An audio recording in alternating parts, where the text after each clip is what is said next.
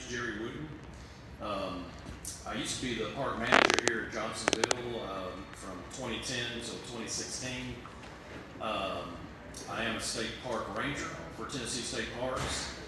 Currently, in my current position, I manage Paris Landing State Park that I recently started in February. So, as a state parks member, as a team member, this was actually one of my favorite places. This is the first place I started as a Tennessee State Park manager.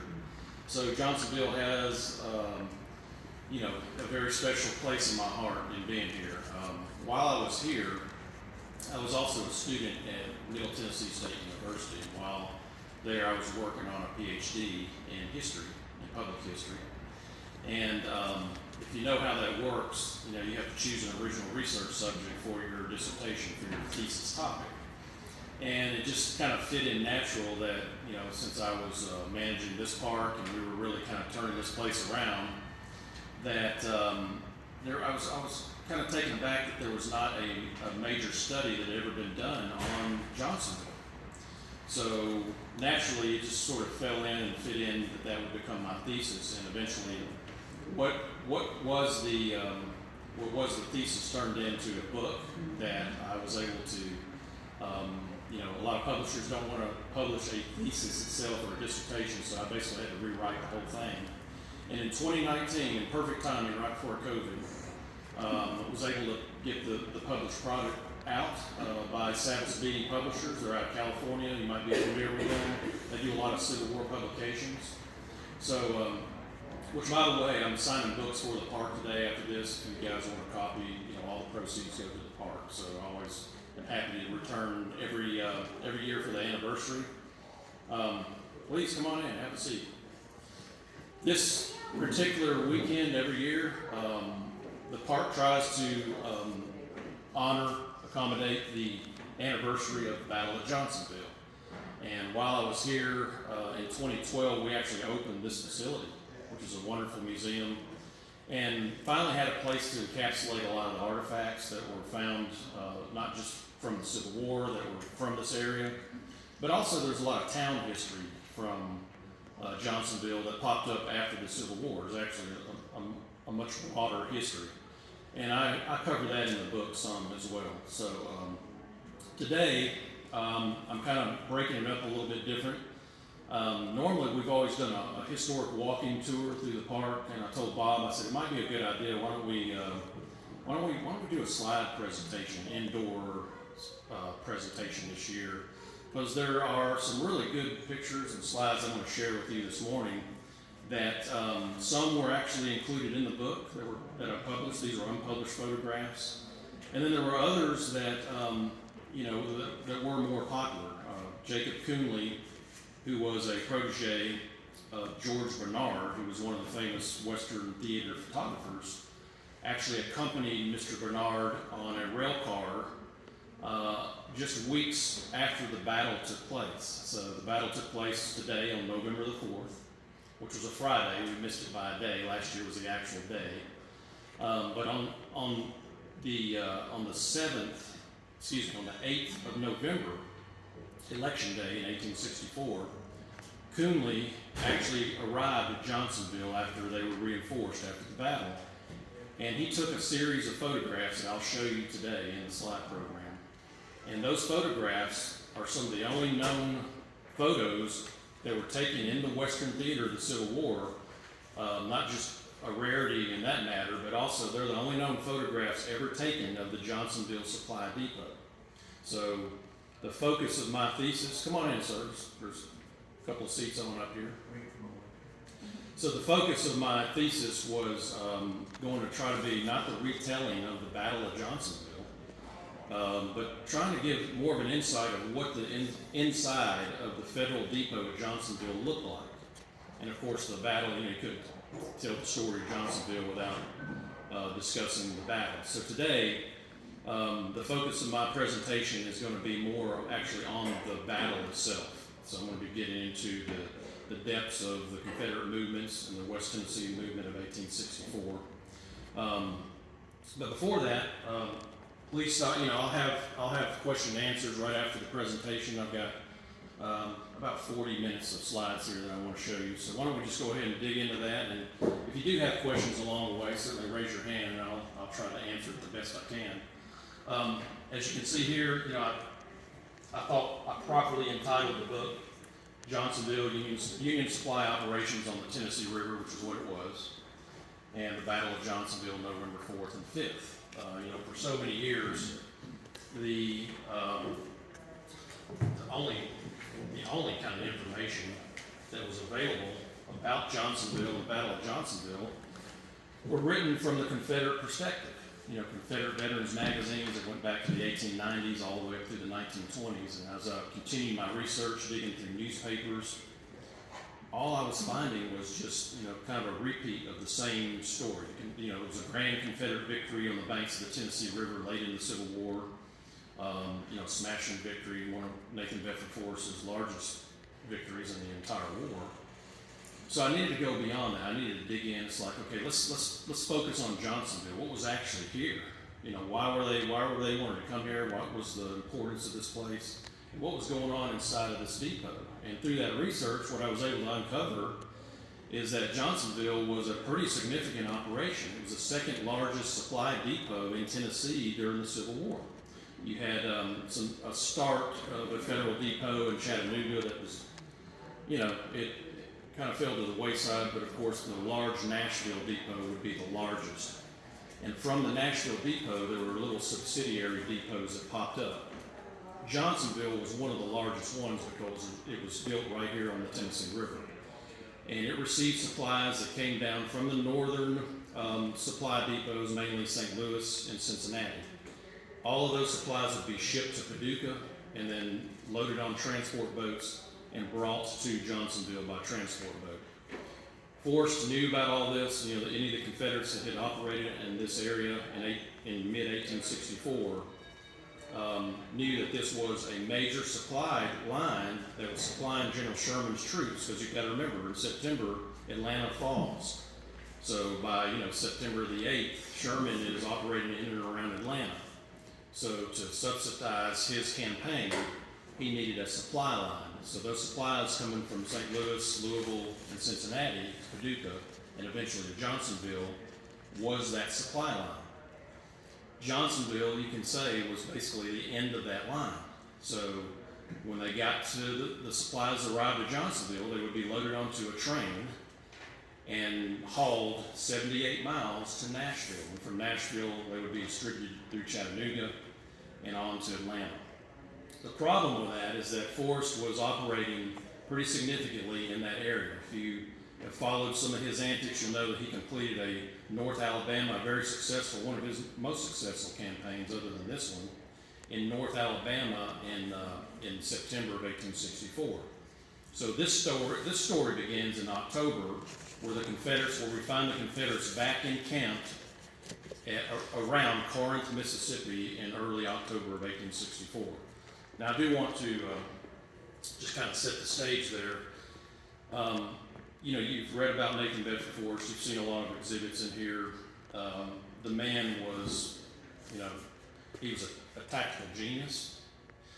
He was later studied by many of the students at West Point for years because of his basic tactics, common sense tactics, and there was arguably, he's probably one of the most successful soldiers that ever came out of the Confederate, or out of the Civil War.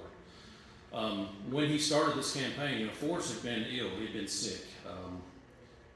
Talking to biographer Jack Hurst and getting a better idea of how the general was feeling around this campaign, we think that he probably had a light form of pneumonia. He had actually asked for time off from his commanding general, Lieutenant Commander Richard Taylor, who actually denied that request because he had told Forrest that he was so much needed to make another foray back into West Tennessee to seek supplies and especially recruits. So being the soldier that he was, he followed orders, and that's basically how the Johnsonville campaign started. That's why it happened. But we do know the general was sick during this campaign. I ran across a very interesting account in Morton's. Morton was, they used to have a display. I don't know what happened with the cannon, but Captain Morton, John W. Morton, who later became governor, he wrote a very good biography that talked about that. He mentioned in one of the accounts here at Johnsonville that he found the general sitting under a tree with a poncho over him coughing. So we know that he probably was not up to the best of his standards at that time, but we'll get into that. So hopefully this works. What do you know? So just kind of a quick introduction run through. So Johnsonville was basically a quick fix solution late in the Civil War beginning in August 1863. So Johnsonville does not exist. There's no Johnsonville until late in the war. It's not completed until May of 1864. So it would become the largest supply operation built on the Tennessee River in the Civil War. It's named, Johnsonville is named after this man. President Lincoln appoints Andrew Johnson as military governor on March the 3rd. And very quickly, the battles, you've been up to Fort Donelson. Fort Henry and Donelson fall very early in the war, February of 1862.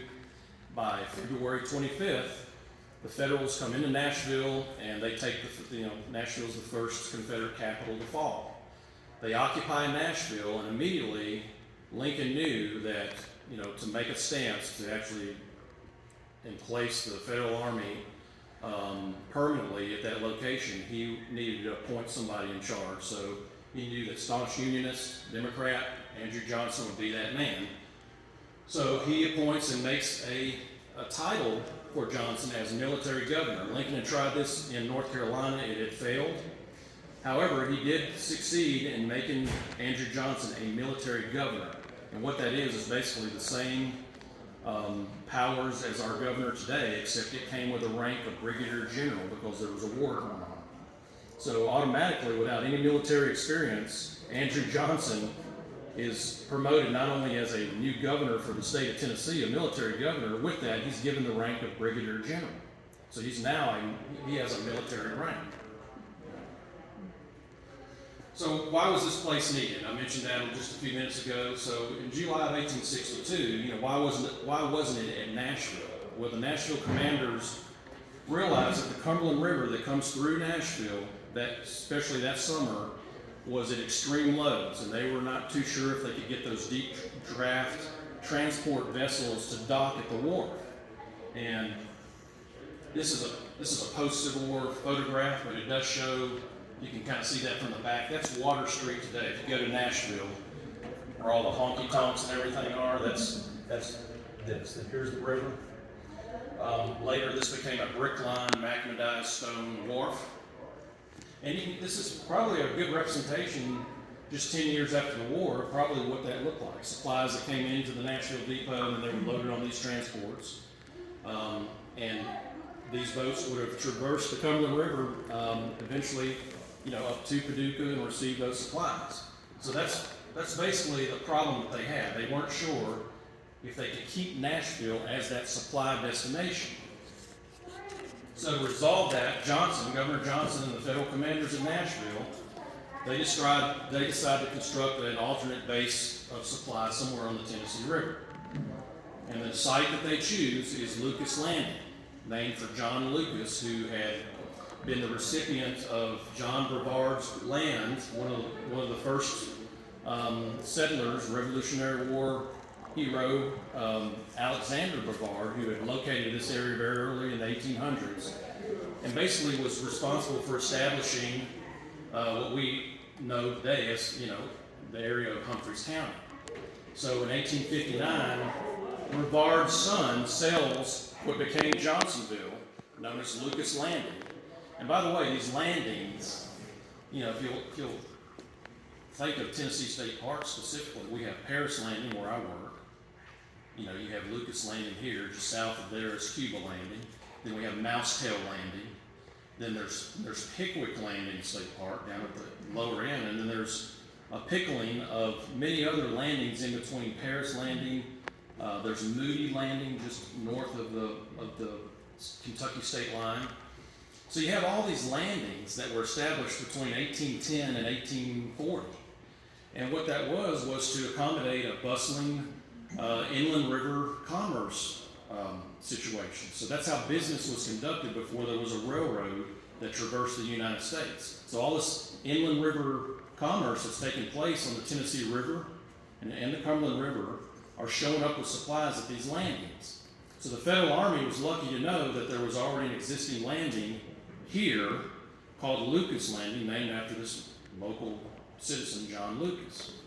He actually, I was able to recover, we do know he had constructed a house today somewhere down on the riverfront. So when you go down to the park and you go to the river, it was somewhere, we don't know exactly where, but there was a house in 1859 down there. And it was a pretty substantial landing. Now the site that was chosen, okay, so y'all all know, most of you know where Humphreys County is. Sometimes when I present this around the country, nobody knows where Humphreys County is, so I put it in red there. This is one of those rare unpublished photographs. This is one that actually came to me from a private collection. This shows Lucas Landing about 1905.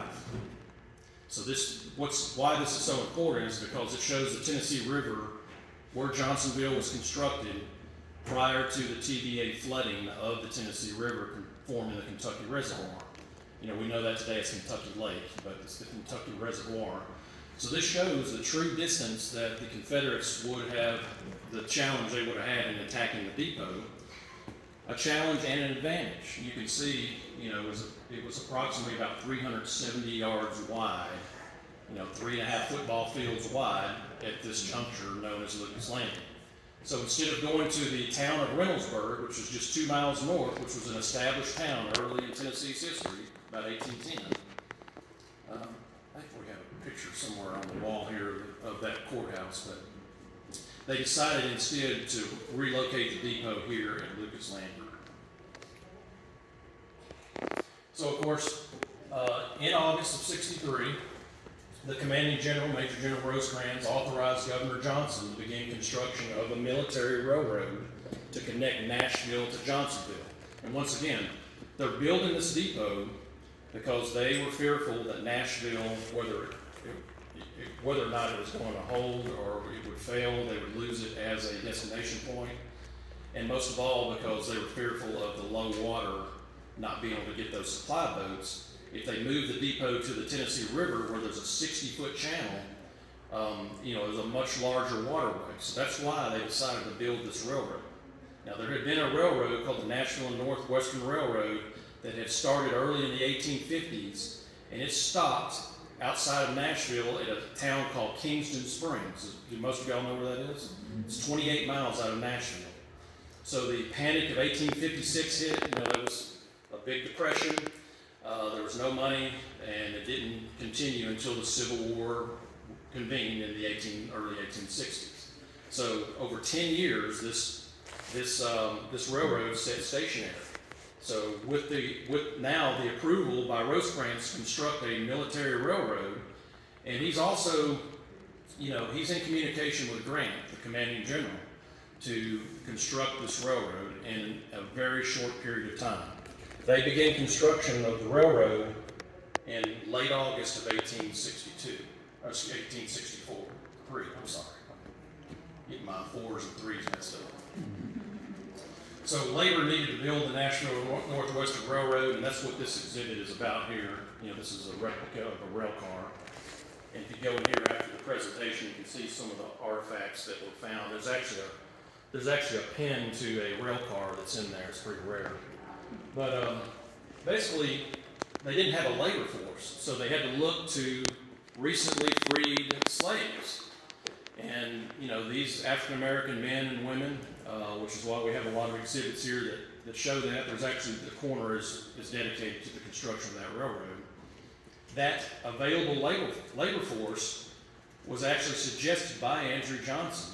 And just like military recruitment, they recruited these men with promises to pay them $11 a month, just the same amount as the soldiers made, to work, you know, in probably of a process of slave labor in building this railroad in a matter of 7 months. Now, I can't imagine. Now, I try to wrap my head around this. You know, the construction. You know, in those days, you know, there's no steam shovels, there's no bulldozers. They're using sleds and pickaxes and shovels. and they're hauling ballast. And today when you go to Dixon on Highway 70, if you look to your left, that railroad that's elevated, that's ran by CSX, that's the same rail line that's constructed by these men and women and children in 1864. So it's just been built up over the last 150 years. But to kind of give you an idea, by the way, this is one of those rare photos too. This is an impressed laborer that is wearing a federal sack coat. It's a 4-button sack coat, but he, the title on this photograph when I found it it just said laborer. So this is probably very close to some of the men. They were outfitted probably some in military clothing, and they served as laborers, and this would have been a common scene. There's a blow-up of this over here, but what you're looking at, it's a staged photograph. By the way, most Civil War era photographs in the field are staged photographs. They had to hold that pose for a while. So what you're seeing here are impressed laborers that have been probably asked to hold that pose for the cameraman, and this was taken around the Fortress Rosecrans in Murfreesboro, Tennessee in 1863. And that's one of the only known photographs of impressed laborers at work on a military railroad. You said Fortress Rosecrans? Yes, sir. It's in it's part of the Stones River National Battlefield. You go to Murfreesboro on the main strip there, you can see it today. It's one of the largest bastions ever constructed in Tennessee. This is in Virginia, but I put this slide in here because it does show you probably what the National Northwestern Railroad looked like when it was completed. If you think today of a 2-lane highway that's 23 feet, one lane on a highway is 11 feet. So the width of that railroad was the width of this boxcar replica that you see here. The width of the railroad would probably have been 11 to 12 feet, very narrow. It would not even have been as wide as this chamber that you're sitting in today. So imagine something like that carved out of the wood line, going from Kingston Springs across swampy, rivery terrain to get to the Tennessee River to pick up supplies. That's the sight that you would have seen on a daily basis. So there's Johnson. On May the 19th, we do know we had a newspaper, was able to find a lot of event newspaper articles on this in my research. We do know that on May 19th, Johnson, accompanied by a number of military officers, the mayor of Nashville, a lot of dignitaries that were mainly Nashville, rode the first train from Nashville to Johnsonville on May the 19th. And as they came through Waverly, they were saluted by the 1st Kansas Battery from Fort Hill. On top of the hill, if you go to Waverly today, there's a Civil War fort up there. And they fired a couple of salutes as the military governor came through with his entourage on their way on May the 19th. And of course, when they got there, this is what they saw. There's a better blow-up of this right over here in the museum you can look at. But what they found, basically you had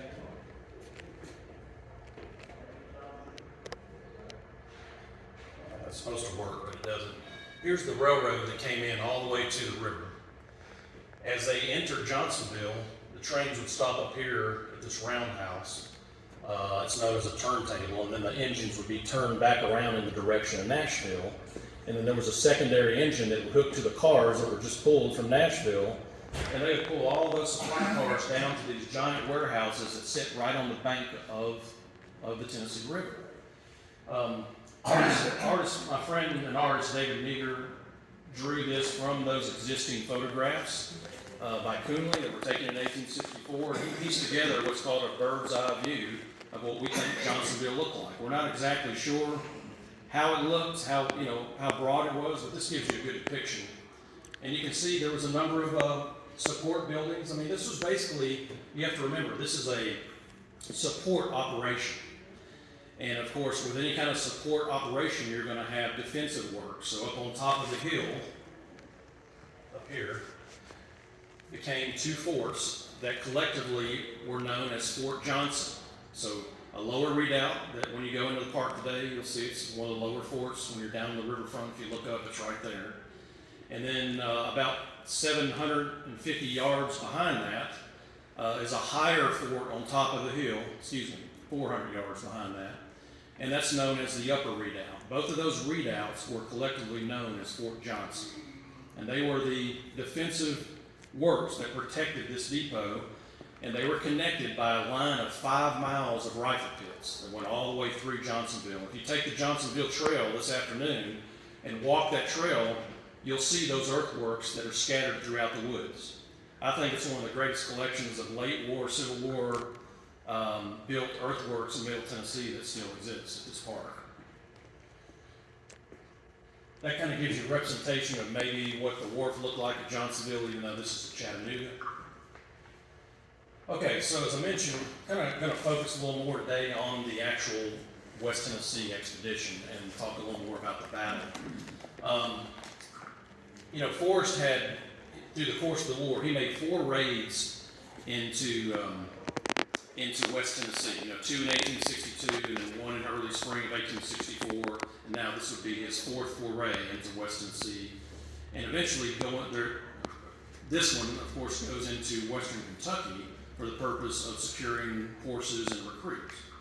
So, as I mentioned earlier, there's Forrest. Here was his orders. It is my present design to take possession of Fort Hyman on the Tennessee River below Johnsonville and prevent communication with Johnsonville by transports. So he knew all these supplies going to Sherman were coming to Johnsonville. They had all their scouts out. They would regularly scout the Tennessee River.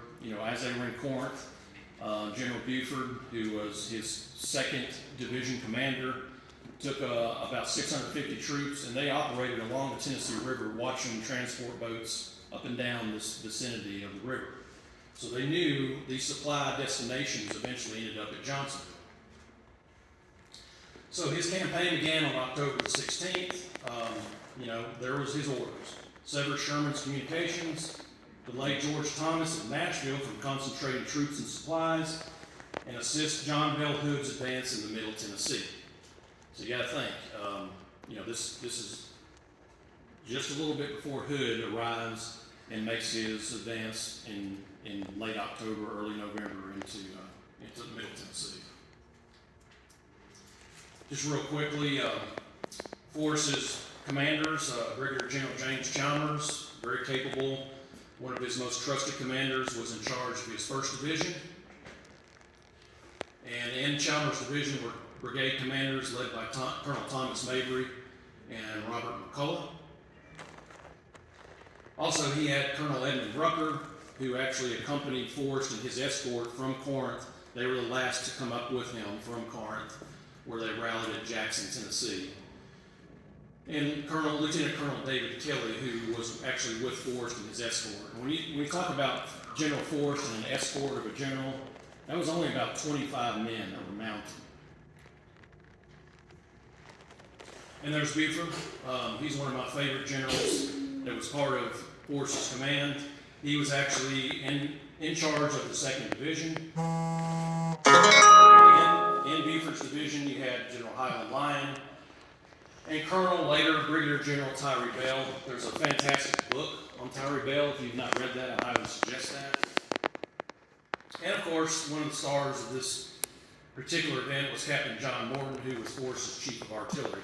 He was a young man. He was 24 years old, and ironically, the other 24-year-old star of this story is Colonel Charles Thompson, who was in charge of the Union Depot garrison inside the Union Depot at Johnsonville. So you have these very young men that were officers, basically leading men in the field that were responsible for much of the battle that took place. So the Confederate movements, on October 28th, Buford's ordered to move to the mouth of the Big Sandy River. So if you come to my park today at Harris Landing, and you're standing out there on the point, you can look across the river and you see a huge body of water. It's 3 miles long there. If you look to your right, that is the flooded tributary of the Big Sandy River as it floods into the Tennessee today.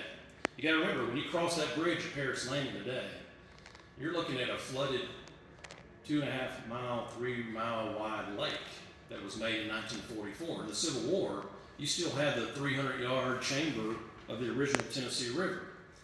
So the original Paris Landing, where Buford was ordered to go to, when you cross that bridge today, you look over to your right and you'll see the Paris Landing Marina.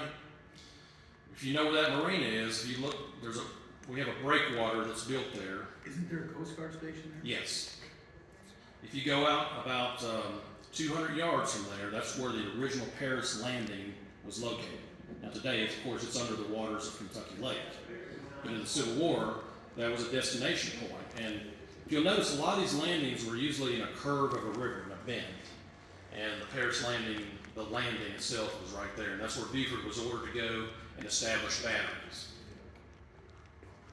So together with Bell's brigade and 2 sections of Morton's and Walton's batteries, they established batteries right at the mouth of the Big Sandy River and 1,000 yards north of there at Paris Landing. So the Confederates are now, they now have batteries placed to try to intercept traffic on the Tennessee River. Now this is going to get, from this point, you got to follow closely here. This is going to get very confusing. I'm going to try to explain this the best I can. There's what it looks like today. Here's the bridge. That's 79, right? This is 79. There's the marina. Sorry, I wish I had a pointer so I wasn't in the way, but obviously there's not one on here. You come straight out to the curb right there, almost under the bridge today, is the Paris Landing. Here's the Big Sandy River. So in the Civil War, you know, the tributary of the Big Sandy before it was flooded came out somewhere right in here. And if you'll look right there, that's a big sandbar called Sandy Island. You know, there's some of it still there today. Of course, in 1910, the U.S. Corps of Engineers dredged the rivers. When they dredged the rivers, most of that island was dredged out. Today, as TVA controls the lake, you can look out into the lake and you can see some of those sandbars when they lower the water. That gives you an idea of what the area looked like, but here you can see the narrow channel of the Tennessee River. So the Confederates move on up into Kentucky and occupy Confederate-built Fort Hyman. So John Morton and Hyde Alliance Brigade, approximately 1,000 men go up there.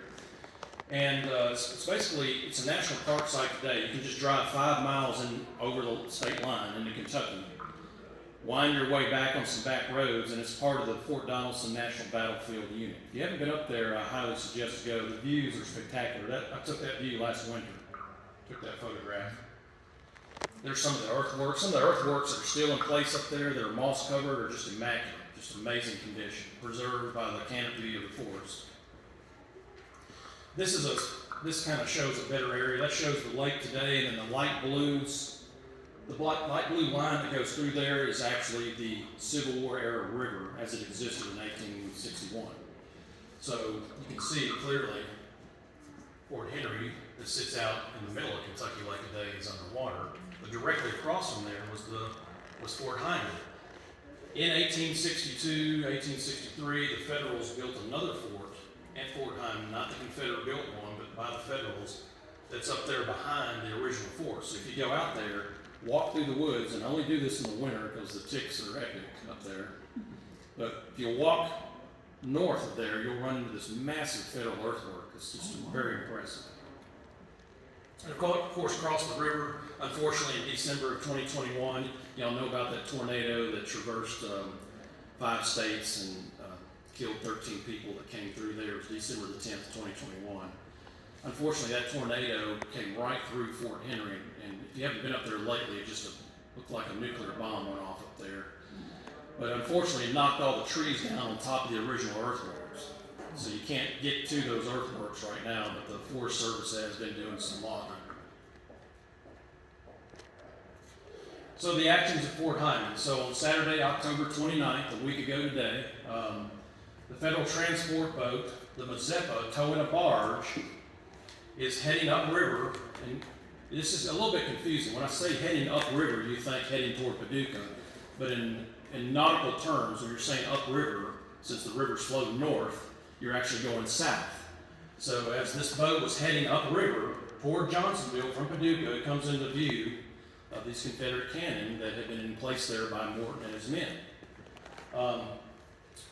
They have in place, 2 20-pound Parrots under Lieutenant William Hunter, which is Walton's battery, and a section of 3-inch Rodman guns concealed in thick underbrush, basically about 800 yards just north of Fort Hyman, where they had a really good view. So as these boats come into view, by the way, I put this here when I say a Civil War transport boat is towing a barge. When you look out on the river today and you see like Ingram and Midland Corporation pushing the barges in front of them by a towboat, that's not the way it was in the Civil War. In the Civil War, the barges were actually tied to the side. So what you're looking at, this is a Civil War era barge. See how they're out? See how they're positioned to the right of the boat? And the reason they did that because these were stern wheel vehicles. These were stern wheel boats. They were pushed from the rear. So they would tie the barges up next to, they would actually be moored to the side of the boat, and that would be filled up with supplies. So that's how a barge would have been attached on these transport boats. Here's the attack, another map that was drawn by Mr. Mager. You can just kind of see the trajectory. As the Mazeppa came into view, the Confederates fire on her. She immediately takes to the eastern bank and beaches it into a small sandbar just almost across from Fort Hyman, near the vicinity of the original Fort Henry. Great painting by a National Park Service painter, Andy Thomas, interpreting the river's edge at Fort Hyman. Remember the landings I was talking about earlier? The landing that was actually at Fort Hyman was called Moody Landing. So they capture this boat, and by the use of a hawser, and using probably an oak tree as a check post, they attach this hawser, a rope across the river, and pull the Mazeppa back over to Moody's Landing and proceed in unloading all these supplies that are heading from Johnsonville, or toward Johnsonville. So they, what a great, at this stage in the war, what a find for these Confederates that needed, and there was everything on there: food, coffee, whiskey, furniture, ammunition. So it was quite a take from the Confederates. So they're busy unloading this boat, and in the process, as it plowed into the sandbar, the Mazeppa crew abandons, and they went on and found their way over eventually to Fort Donelson. While they're unloading the supplies, Federal gunboats appear from the north, coming from Paducah, and they begin shelling the Confederates. So you got this battle that unfolds. Keep this in mind. You got the Confederates unloading the supplies on the bank. They still have their batteries placed. Small arms fire begins, and there's this tremendous firefight that begins. So you've got, fearing that they're going to recapture the Mazeppa, Buford orders men of the 3rd Kentucky mounted, and most of these men are mounted at that time. Most of the infantry are on horseback. Most of them are on mules. And they begin to set the boat on fire. So the Federal gunboats reappear, and they're again repulsed by the Confederate artillery. So they burn the Mazeppa on site for fear that it was going to be recaptured. So that's the first action that takes place on the 29th. Told you got to follow it closely because this is where it gets confusing. So on Sunday, 30th, there's a lot of actions that take place at Paris Landing. The Federal transport boat Anna, and all these boats usually have a female name, the Anna. Towing a barge, remember how I showed you they were arraigned, is spotted by Confederate batteries at Paris Landing. So those batteries that were planted there by Tyree Bell and Morton, they see the Anna that's coming up as well. The Anna actually escapes the batteries. They escape the batteries at Paris Landing, and they escape the batteries also at Fort Hyman. Because of the escape of the Anna, it gets by all the batteries and eventually makes its way back to Paducah, informing the Western River 6th Fleet under the command of Leroy Fitch, who eventually gets together his flotilla of 6 gunboats. And they're the ones that come down and about 4 days later try to intercept the Confederates. But anyway, because of the escape of the Anna, the Confederates are now known about operating in the vicinity somewhere around Fort Hyman and Paris Landing. You got to keep in mind, in those days, there's no cell phones. It's been raining for a week, so to get a messenger to the post at Pine Bluff or Paducah, that's quite a ride. You've got a lot of terrain to cross just to get information about the whereabouts of where the Confederates are operating. So the Confederate artillery position north of Paris Landing commences fire upon the Anna. It causes damage to the boat, but it does escape. So now, and I put that in there today, this is Paris Landing today. Here's the marina. If you come out from the marina, the Paris Landing itself is about right here. Here's the bridge, here's Highway 79. Here's my office. Here's a park over here today. But just know, when you're crossing the Kentucky Lake again on that bridge, kind of slow down. I wouldn't suggest pulling off over there. Those trucks are speeding through there on a regular basis. But take a look over, you'll see a buoy that sits out there marking the original channel. Where you see that red buoy, that is the location that we think is the original Paris Landing. So right in there, and 1,000 yards south of there, are the other Confederate batteries placed at the mouth of the Big Sandy River. So there's a lot of actions going on in this campaign to get to where we're going. So this is where it gets really interesting. So upon hearing the Confederate artillery fire, one of the federal gunboats that's assigned to Johnsonville, the USS Undine, and keep in mind, these are tin-clad boats. These are not ironclads. A tin-clad was basically, if you've been to Nashville and you've seen the General Jackson, it's a showboat, maybe not that big, but it's a stern wheeler, 200 to 214 tons. And if you think of an aluminum Coke can, basically the siding of a tin-clad, that's basically what was on there. A 58 caliber mini ball could have easily penetrated the siding of a tin-clad. So that's what these boats at Johnsonville are. They're tin-clad boats. So the Undine approaches Paris Landing, and of course the Confederates immediately open fire. The Undine responds with her 24-pounder cannon. These are these big Dahlgrens 24-pound Seacoast artillery guns that when they're fired, they go back and they roll back in the battery, and then they're loaded, and then they're pushed forward again. So these naval guns they could do quite a shellacking. So the battle commences, and Bell's Brigade is involved. The Undine eventually retreats to the opposite side of the river. It's crippled after one of the shots from the Confederate gunners penetrates the boiler and puts it out of commission temporarily. So what you've got now, you've got, the Anna that has escaped. It's gone on past. The Undine now has come under fire, and it's beached itself on the eastern side of the bank.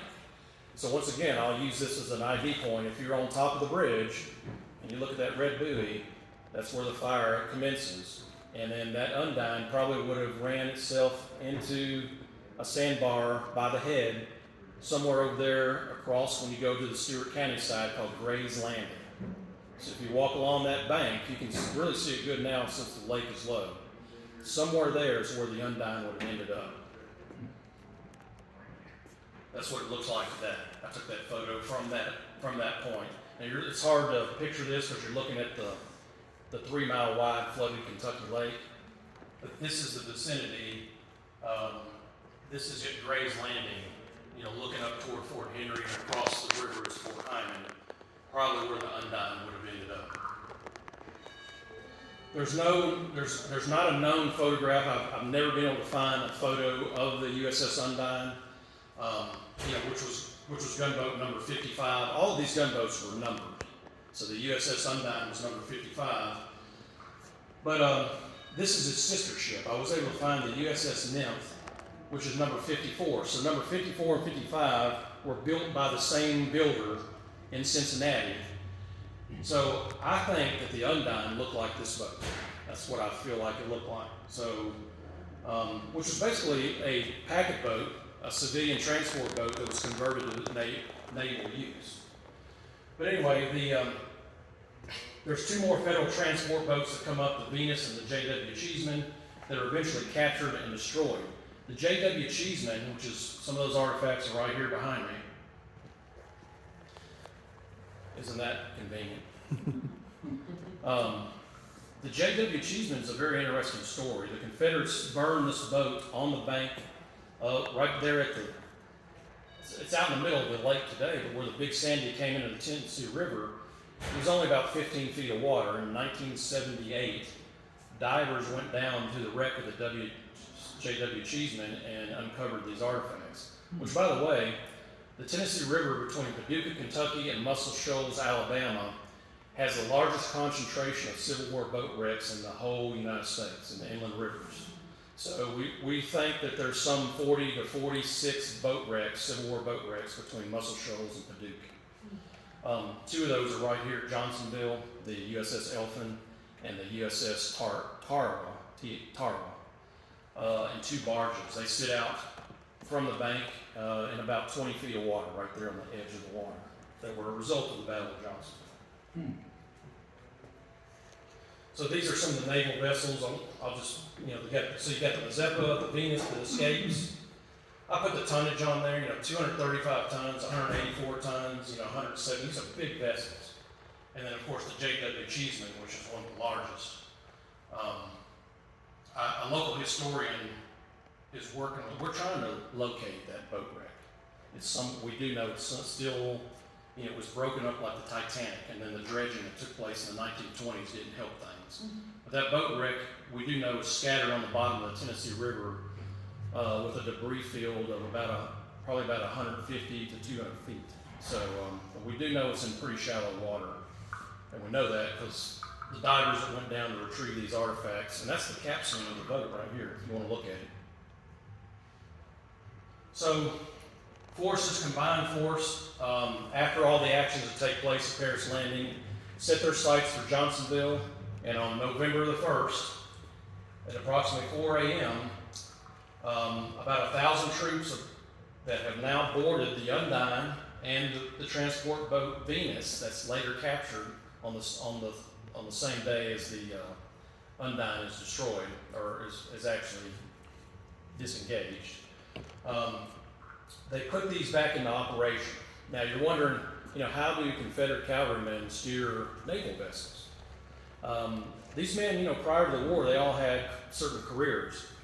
One of those men that was accompanying Forrest, his name was Dawson, had actually been a riverboat captain. So he actually knew how to steer one of the boats. Another one had been a deckhand on one of the boats, so he had familiarity with, navigating naval vessels. So the Confederates, realizing that they are able to steer these captured boats, now use them in their favor by loading guns. We know they even took their horses on there, and they're just loading them. They're loading these boats up. And you got to remember, Forces Command at this time is only 3,000 men. A brigade at this stage in the war is only 650 men. So you've probably got about 700 troops scattered out amongst these two boats. The other Confederates are going to accompany these boats on the land side down to Johnsonville. And you got to remember, this is some of the hardest rain of the Civil War. It had rained incessantly from October the 29th, October 28th, all the way through November 4th, today. It didn't stop. It was some of the worst rain. November 1st is actually the worst of it. So roads are terrible. I can't imagine trying to pull caissons and artillery pieces with horses down these muddy riverbank roads trying to accompany these boats that are moving much more rapidly. And as they moved south toward Johnsonville, the boats did happen to get quite a ways ahead of the land troops, as you can imagine. So they got out in front of them. So we're going to kind of turn a little bit now and just kind of talk about where they're coming, what they're coming into. So the Federal forces at Johnsonville. So here's what you got. Here's the picture. So it's November the 1st. The Confederates are making their way to Johnsonville to try to do something at the depot with the idea probably to attack. They never really had a plan to come on and attack like Fort Pillow from the land side. They had learned their lesson with that. But they did have artillery, and they were going to try to succeed in destroying what they could by the use of artillery across that distance of about 300 yards. So what you have here at Johnsonville at the defenses, there's a Civil War era map that shows the upper fort that's there today that you can visit, and the lower fort. All of this that's been clear cut is about 90 acres. So the depot itself was 90 acres. There's basically a cross sketch by David Meager, once again, of the two forts, the lower redoubt and the upper redoubt.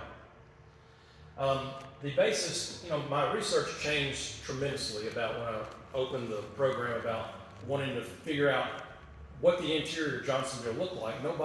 I found no primary sources that expressed that showed any of that, until one day, working down in the park, a man by the name of Warren Atwood showed up in his station wagon, and I think I was running a weed eater down there.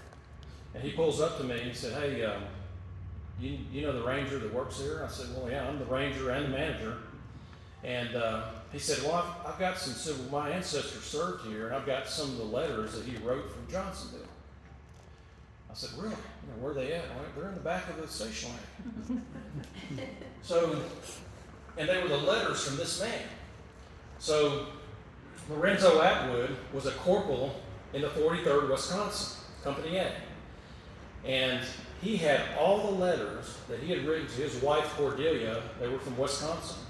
He was part of the 43rd Wisconsin that was recruited late in the war in October of 1864, that he had written from here. And spectacularly, in one of those letters, when I was able to get copies eventually, but when I opened up one of the letters, there was this: a hand-drawn map of the interior of Johnsonville.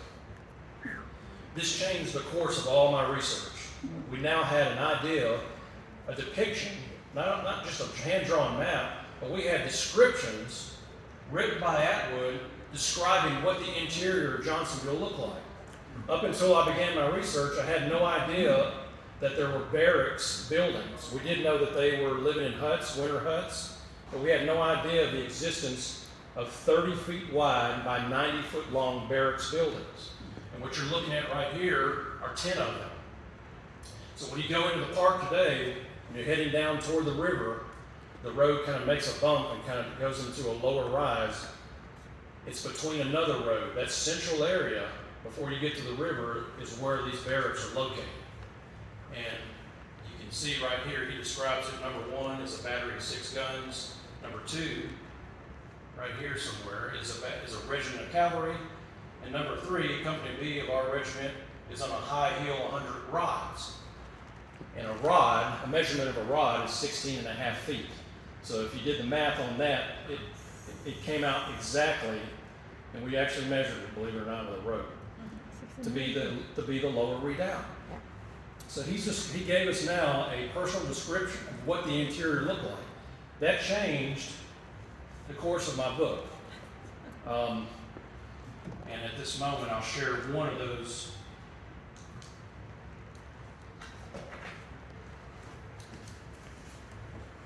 I'll share one of those descriptions by Atwood. He says, in describing the interior, he says, quote, "As far as the eye can reach from the immense on which we are stationed is an unbroken forest with the exception of some 100 acres around Johnsonville, which is partially cleared through. The most of it is just as it was slashed. The timber is very thick and heavy, many trees being from 4 to 6 feet through. The timber has been fallen every which way to form a barrier against the rebel cavalry." End of quote. So, and throughout his letters, he gave a whole bunch of these depictions, continuously describing that. And if you read the book, I put most of those in there. But this really did change the course of the research. So now we had an idea of what Johnsonville looked like. So there's that 24-year-old federal commander. There's Charles Thompson.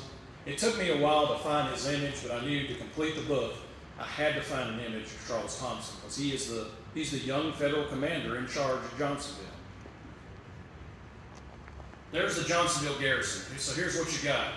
You actually have a scenario late in the Civil War, and keep in mind, this is November of 1864. The Confederacy is losing the war, and they're losing badly. But you have a Confederate force that actually outnumbers the federal garrison here that's protecting this depot.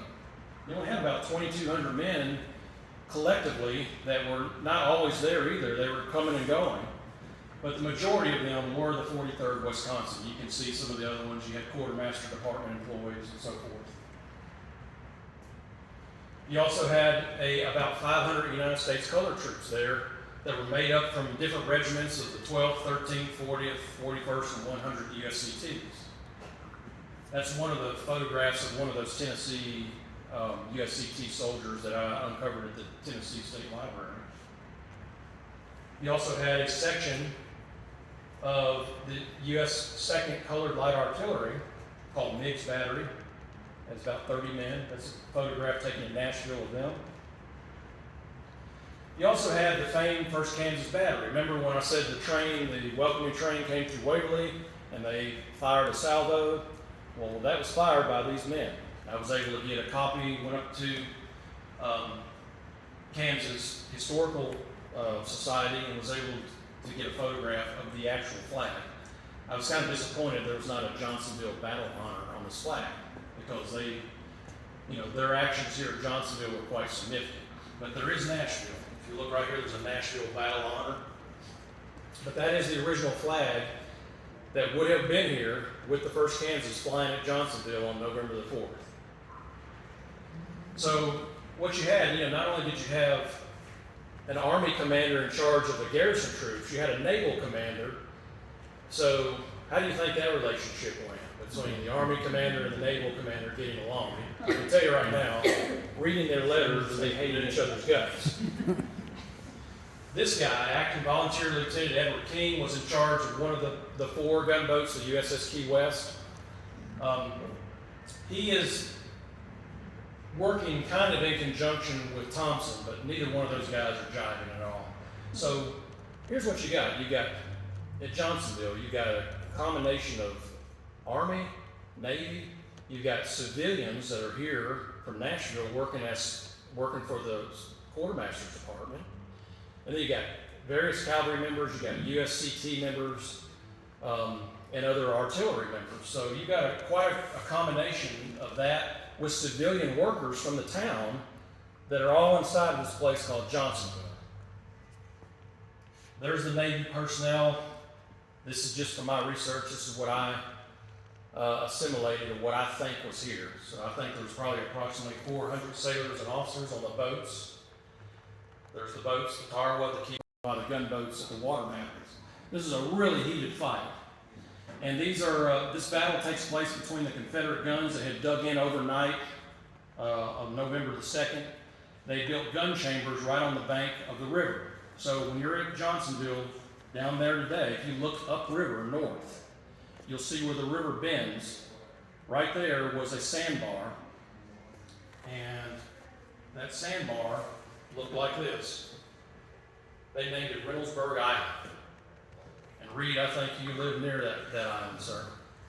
But the remnants of that island, some of that, when the lake is low, is still out there. It was an obstacle in the river that most of the navigators of the Tennessee River knew about, and they knew that the deepest water, which was known as the chute, was on the right side. And it only drew about 15 feet of water. So to get through that, and it was a shoal basically in the middle of the river, the Confederates planted guns, knowing that a federal flotilla coming from Paducah to intercept them and their movements, would have to get through this thing called the chute. So this Battle of Reynoldsburg Island unfolds, and the Western flotilla from Paducah makes it down.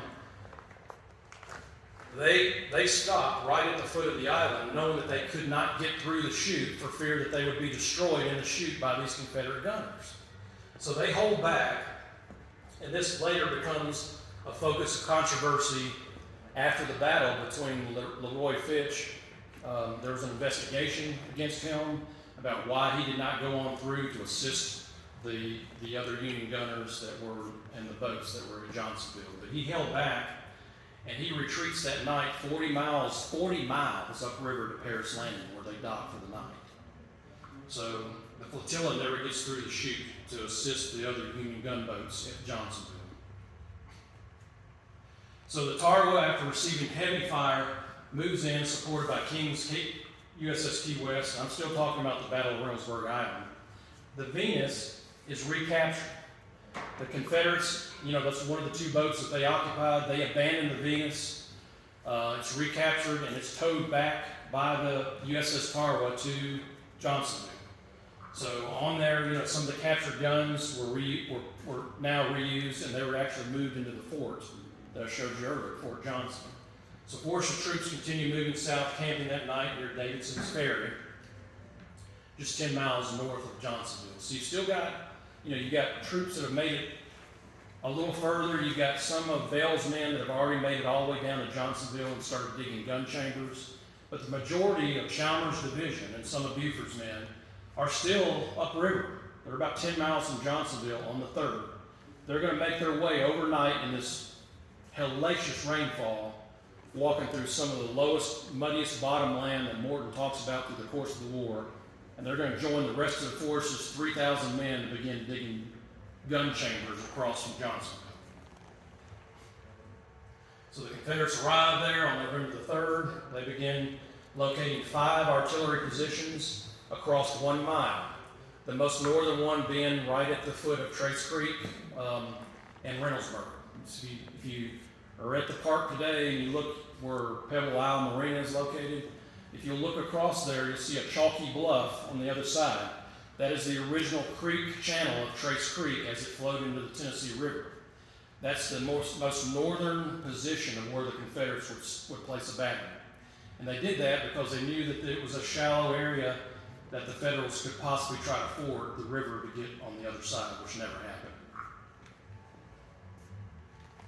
Here's some of the guns that the Confederates would have used. 3-inch Rodman guns, 4 12-pound howitzers, 2 14-pound James rifles. Those are pretty rare by the late part of the war.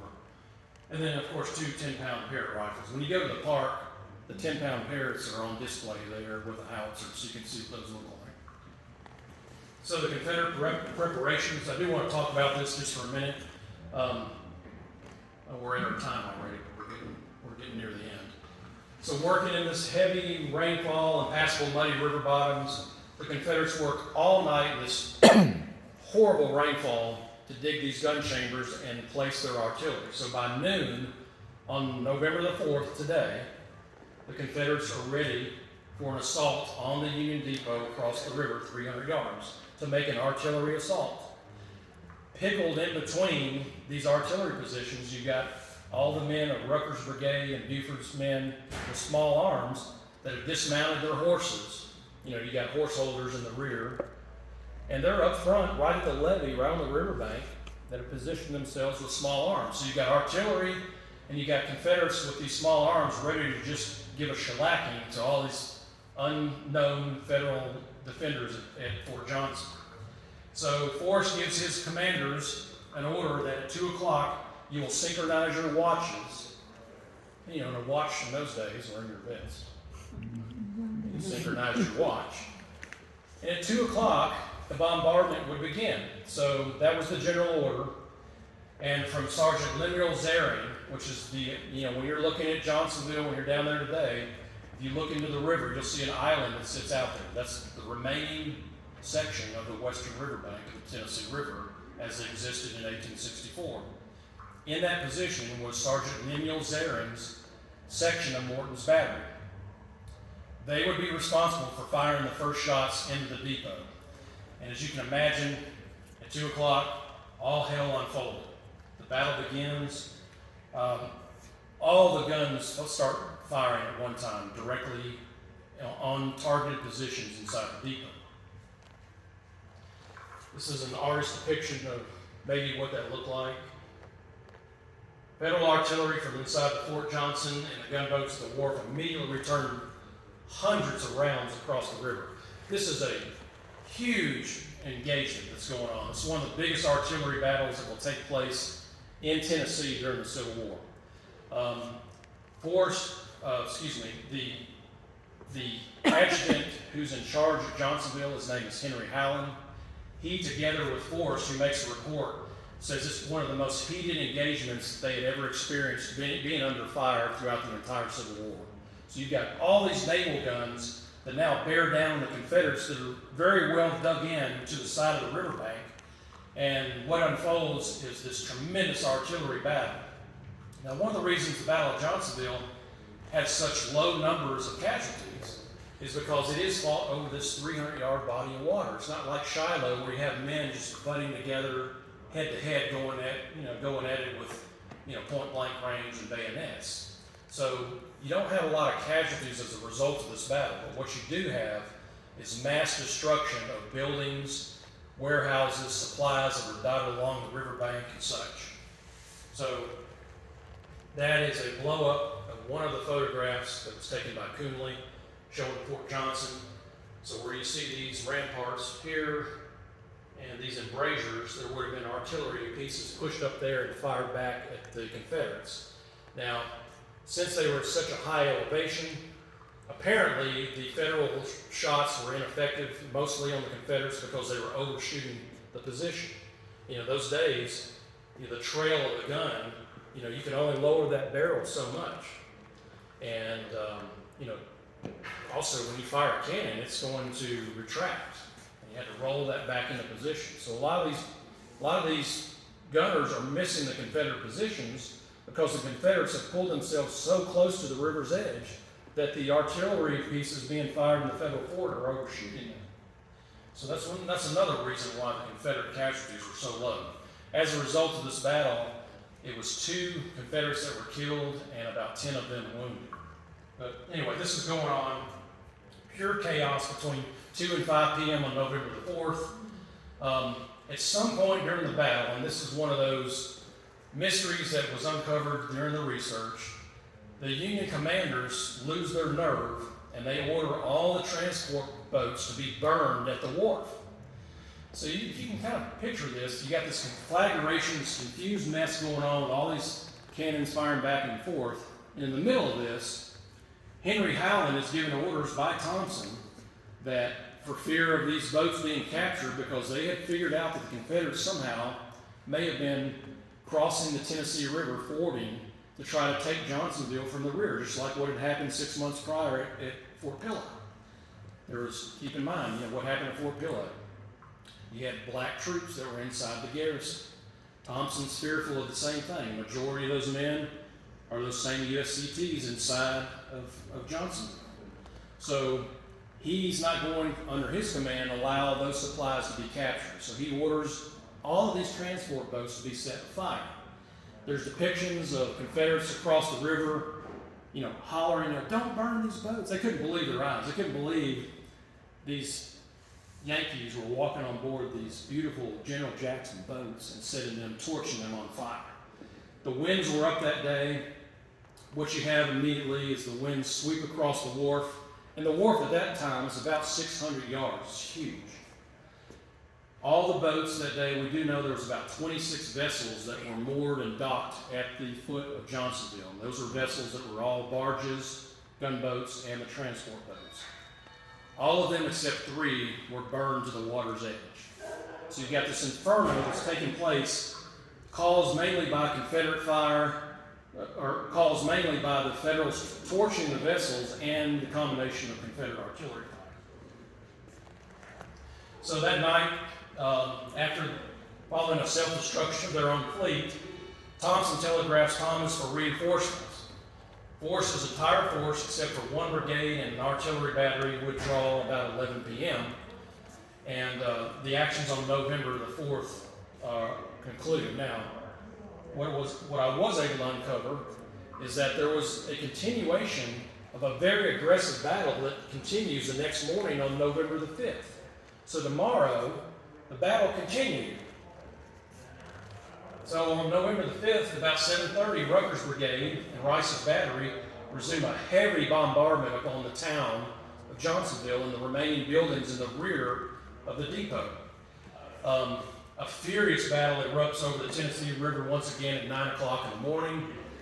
Every hour they continue firing in the depot all the way up until about 7 p.m. that night, when the last shots of the Battle of Johnsonville are fired. The Confederates, seeing their destruction, Forrest is actually one of the last soldiers to leave the field. He's completely satisfied that they have won this victory down the Tennessee River. Now, what you have, by the way, that's the photograph I took. Those 2 boats, the Elephant and Tarawa, and the 2 barges are sitting about right here, right at that edge, somewhere over here. They're in about 15 to 20 feet of water. So if you go down there today and you're looking across the river at the island, if you look to your right, that's where that comes out into the water. If you'll follow that out with your eye about 100 yards, that's where we think the boat wrecks are located. We know that because the divers that uncovered these artifacts dove onto those two boats. Now, real quickly, the tops of those boats have been dredged off. The only thing that's remaining is what's below the decks. So you just picture a boat without the top on it. That's what's still there. Federal losses. It was General Force's greatest take of the whole war. An estimation of $6.7 million. You know, that would be probably close to $1 billion in today's money. I'm still trying to wrap my head around where they got the 150 Union prisoners. I never was able to trace that, unless it was some of the sailors that they captured from the J.W. Cheeseman from the artifacts behind me. 8 men killed during the battle on the Federal side. The losses for the Confederates were very little. 2 men killed, 9 wounded. So General Schofield shows up the next morning, on the morning of the 5th. Comes all the way down. Actually, they show up on the next day, on the 6th, with 2 brigades. General Schofield commences on reinforcing the upper redoubt. So they cut all the timber across the river that was in place 2 days earlier. They fell all the trees, and they go up to the upper redoubt, and they start reinforcing the walls. And the way they do that is they fell more trees. Using big ropes and horses, they pull trees to another level on top of the rampart of the wall, and by the use of pickaxes and shovels, they add more dirt to that. So that's how you built earthen fortifications in the Civil War. There's actually big trees underneath all that dirt that's thrown up on top. And they were very effective in the Civil War because they could take artillery projectiles much easier than a stone or a brick structure that would crumble once it was hit. So their men, there's the upper redoubt today. Actually, I took that on November 4th, so that gives you a good idea of what it looks like in the fall.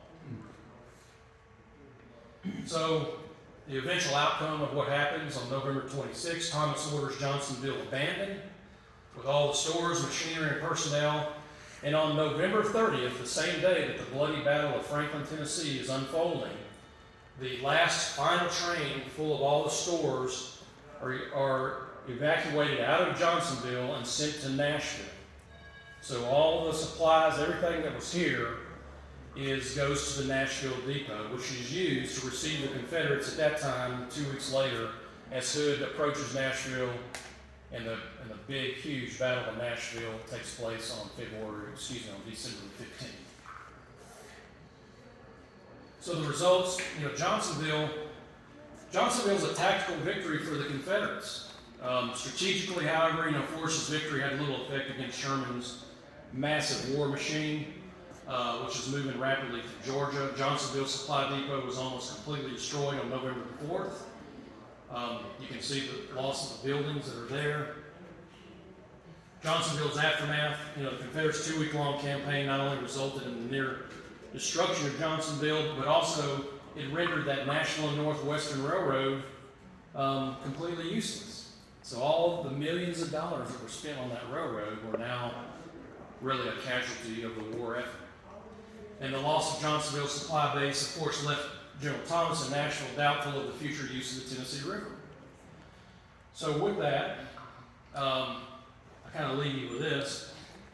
General Sherman's response to the people of Georgia, since he was in Georgia after Johnsonville, was, as the rebels have destroyed our basic supplies, they, meaning the rebel citizens, must furnish our subsistence.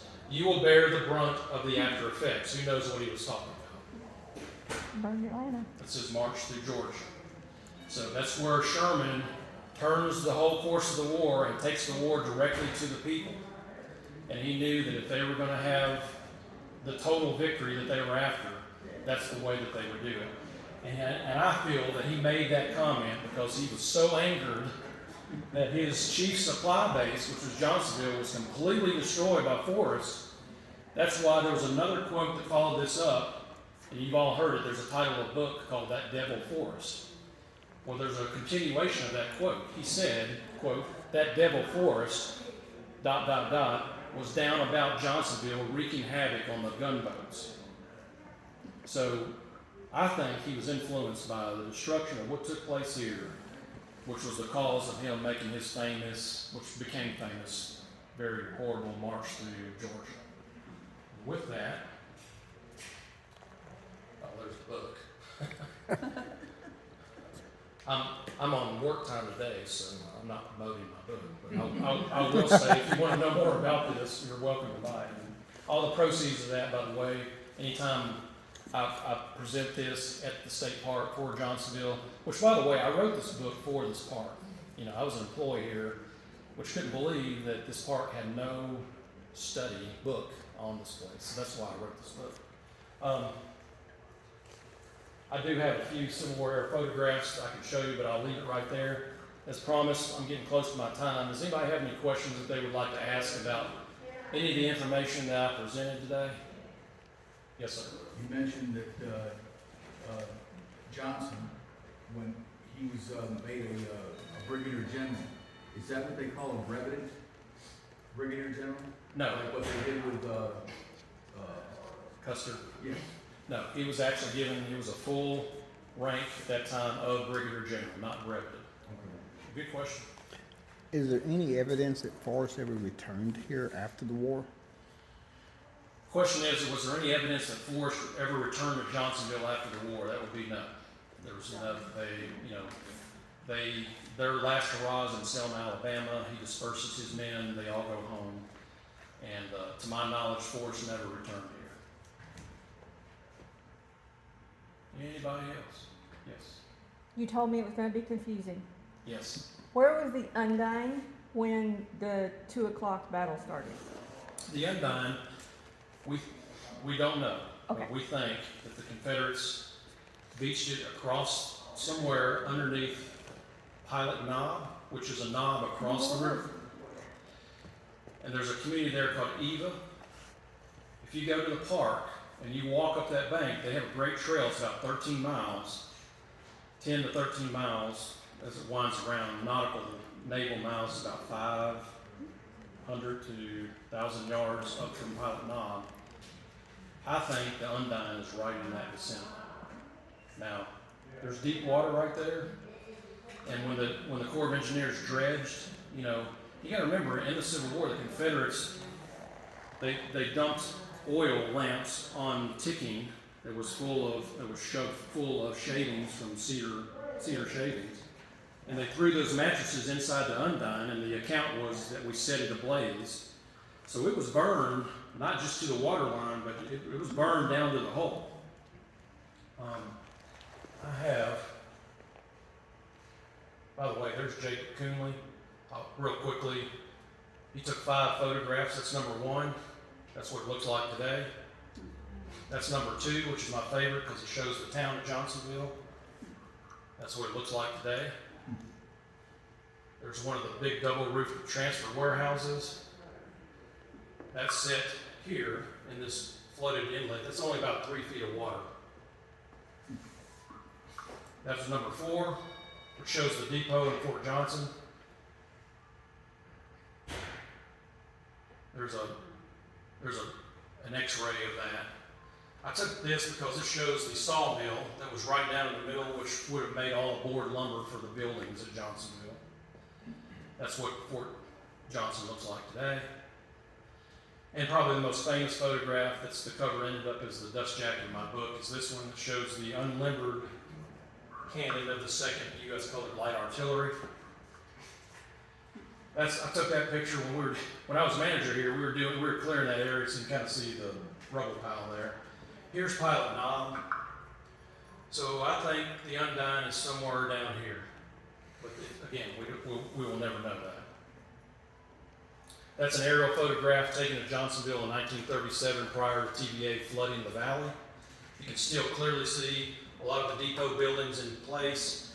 And you can also see the military neck, the curve that went to the north warehouse that's set right here. The double roofed warehouse that you just saw set right in this vicinity right there.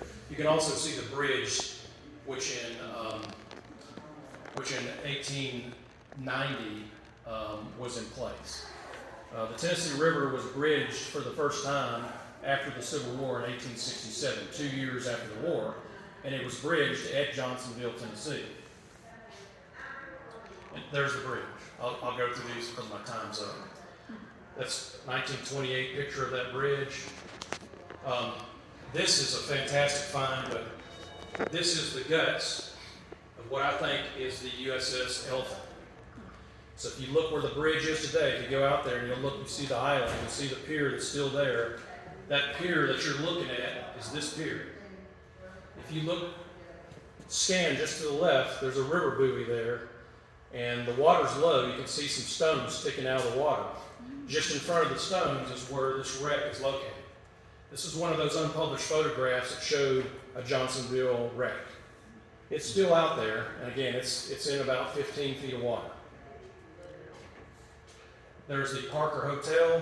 The Parker Hotel did have relations to Bonnie Parker of the Bonnie and Clyde Parkers. Those Parkers had family members in Tennessee that we know, in Middle Tennessee, directly, because they were in Houston. But I do know that one of her distant cousins was the Parker that was associated with this hotel. So there's our Bonnie and Clyde time. And of course, in 1937, it shows the Wagner Hotel, which I think is one of the leftover military buildings. And there's the famous 1937 flood that shows Johnsonville. There's some of the buildings. The warehouse that was burned during the battle would have sat right here on the edge of the water. And a great view that shows Johnsonville looking north. And here's the bank right here. This is where the Confederates was in place. And that's the road right here that goes to Reynoldsburg, and the Reynoldsburg town would have sit right up there on the top of the photograph. And the last photo that I was able to find of Johnsonville was taken in 1940. You have to remember, there's probably others after this, but Johnsonville did not exist after 1944. It was moved up here on top of the hill, which is today why there is a new Johnsonville. So old Johnsonville was flooded by TVA in 1944 to create Kentucky Lake. So what they did was move the graves on top of the hill of the citizens that were in the town, and they said, let's establish the new city of Johnsonville, and we will simply call it New Johnsonville. So that's why today there's a new Johnsonville. And with that, I'll leave you guys. That's the end of my time. Any final questions? I'll be in the lobby signing books if you'd like, and I'll follow